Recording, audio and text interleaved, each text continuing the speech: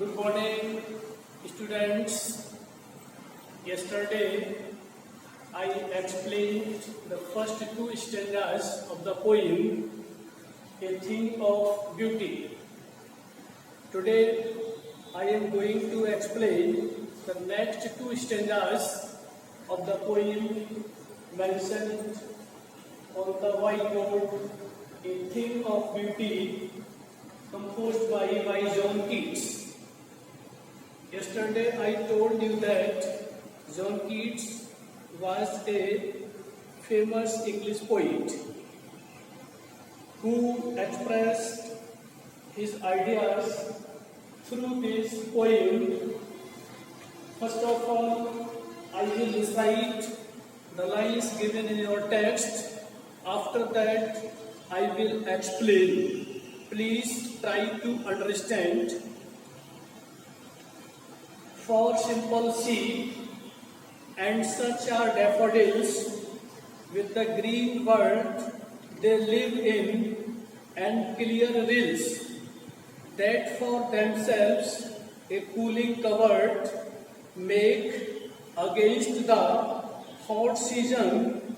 The mid-forest brake rich with a sprinkling of fair musk rose blooms, and such too is the grandeur of the dooms we have imagined.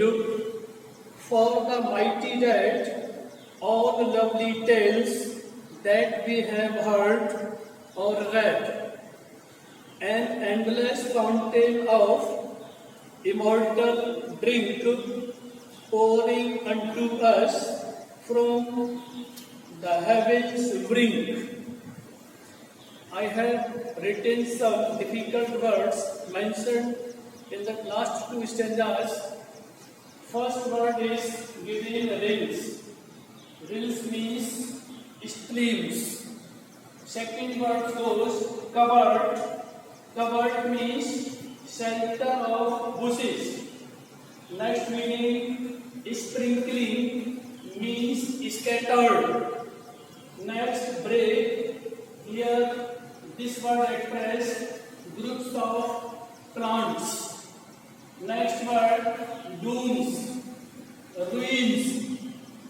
Next word musk rose, wild rose, a type of flower. You may call this word into Hindi पूजा, पूजा के फूल. Now listen to me carefully. For simple seed and such are daffodils with the green world they live in and clear rills that for themselves a cooling covert make. For simple seeds, यानी जो सुंदर वस्तु होती है उसको describe किया है. यहाँ एक एग्जाम्पल दिया है, जो सीधी सादी भेड़ होती है. एंड सच आर डैफोडिल्स, तो इस प्रकार के जो फूल होते हैं, daffodils is a type of flowers. वो उनको कुछ छाया प्रदान करते हैं. With the green world they live in, यानी वो खिले हुए होते हैं इस दुनिया में, हरित यानी हरियाली फैलाते हैं, जहाँ पर भेड़ अपना आश्रय प्राप्त करती है.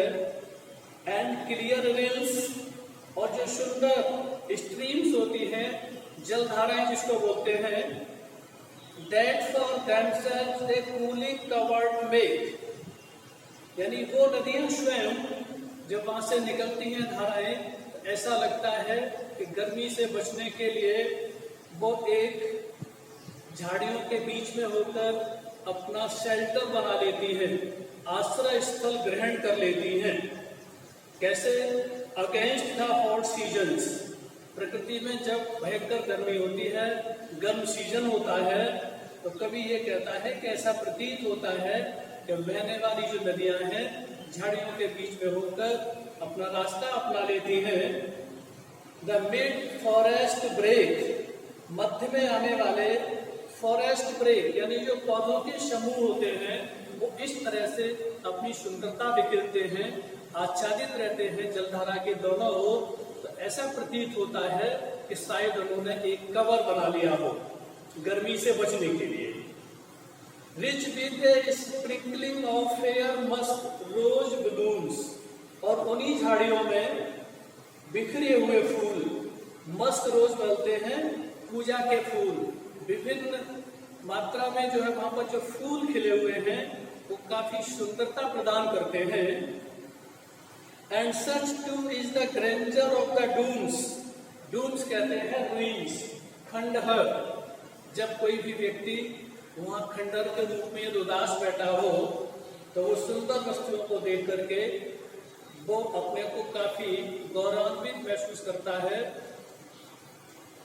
We have imagine for the mighty dead, उन खंडहर के बीच में जब हम अपने गौरवशाली जो हमारे पूर्वज हुए हैं उनके बारे में विचार करते हैं, कल्पना करते हैं। The poet wants to convey some message through these lines. The poet says that all lovely tales that we have heard or read, कवि का कहने का मतलब यह है जब हम उन खंडहरों के बीच में भी जब हमारा मन उदास होता है और हम अपने पूर्वजों के बारे में विभिन्न प्रकार की कहानियों से जो हमने पढ़ी हो या सुनी हो, जब उन्हें हम स्मरण करते हैं तो सुंदर वस्तु जो प्रकृति ने हमें प्रदान की है उनको देख करके भी हम उनकी महानता को पुनः स्मरण करते हैं, उनके वैभव को अपने में ढालने का प्रयास भी करते हैं। An endless fountain of immortal drink, an endless fountain, प्रकृति की गोद में ऐसा फाउंटेन जिसको एंडलेस कहा गया है, that never stops, it keeps in motion always, ये हमेशा गतिशील रहता है। तो कवि कहना चाहता है an endless fountain of immortal drink, immortal drink बोलते हैं अमरता का पेय, ड्रिंक बोलते हैं पेय। ऐसे हम अपने पूर्वजों के बारे में जब हम स्मरण करते हैं, प्रकृति की गोद में जाकर के प्रकृति की सुंदर वस्तुओं को देख करके, तो हमें कुछ दूसरा ही आनंद प्राप्त होता है। किस तरह से ऐसा महसूस होता है कि an endless fountain of immortal drink pouring unto us from the heavens brink, शायद ये फाउंटेन प्रकृति यानी जो हमारा स्वर्ग होता है वहां के किनारे से हमारे ऊपर एक अमरता रूपी पेय को उड़ेल रहा हो, जो हमारे अंदर शायद प्रवाहित हो रहा हो। पोइट का कहने का अभिप्राय यह है कि जो सुंदर वस्तु होती है वो किसी भी व्यक्ति को उसके दुख के समय में भी उसे प्रसन्नता प्रदान करती है। In this poem, the poet wants to convey some message. He says that we can learn a lot from nature. The nature has provided us a lot of things. They are beautiful, and if we see them carefully and want to take interest from them, so we can keep ourselves happy. Thanks. I will explain some types of poetic devices that has been used in and the summary in the next part of the video. Thanks a lot. Please see this video and try to understand what has been explained in this poem. Thanks.